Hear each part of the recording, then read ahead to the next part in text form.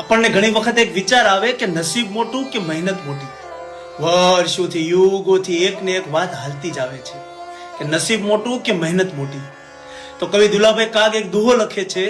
એમાં વાત એવી છે કે એક વાદીનું ઘર છે, વાદીનો કરંડિયો છે અને કરંડિયાની અંદર હાપ પડ્યો છે.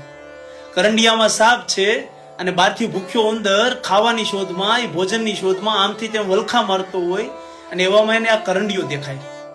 કરંડિયો દેખાણો હોય એટલે ઉંદરના મગજમાં વિચાર આવે કે આના અંદર કાંઈક ખાવાનું હશે. એટલે ઉંદરડાએ તો ભાઈ મહેનત આદરી, મહેનત કરી કરીને કાણું પાડ્યું. કાણું પાડીને જેવો અંદર ગયો ને ત્યાં અંદર બેઠો તો ફણીધર. આ ભગત બાપુ દુલા કાગ લખે છે કે એરુને મળ્યો આહાર અને પાછો જાવાનો થઈ ગયો જોગ. કે સાપને આહારે મળી ગયો, એટલું જ નહીં પણ પાછો બહાર નીકળવાનો માર્ગ પણ મળી ગયો. કે એરુને મળ્યો આહાર અને પાછો જાવાનો થઈ ગયો જોગ. આમાં